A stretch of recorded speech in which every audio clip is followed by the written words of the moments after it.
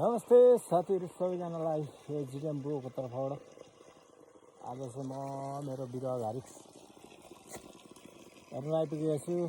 मेरो गाउँ चाहिँ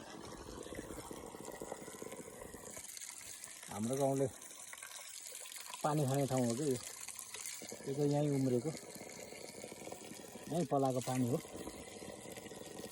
पहिले हामी यो धाराको पानी खान्थ्यौँ, अहिले पनि सबैजनाले पिउनुको लागि चाहिँ यो धाराकै पानी युज गर्नुहुन्छ। यो चाहिँ मेरो अलैँची बारी हो साथीहरू होइन। यो चाहिँ मलैताको रुख, यो उत्तिसको रुख पनि बढ्दैछ। यो चाहिँ पहाडी भेगको नगदे बालीको रूपमा पनि गनिन्छ यो बोट बिरुवाहरू चाहिँ होइन। यस्तै छ। हेरौँ यतिखेर अलैँची फुल्ने बेला हो। चाहिँ यसपालि राम्रै फुल्न थालेछ है साथीहरू, मजाले फुलिरहेछ होइन। यही हो अलैँचीको बोट, यस्तै छ बिरुवाघारी। साँच्चीकै गजबले फुलेको रहेछ अलैँची। यता पनि फुलेको छ साथीहरू, हेर्नु सक्नुहुन्छ है। मेरो अलैँची बिरुवाघारी यस्तै छ, कहिलेकाहीँ आइन्छ।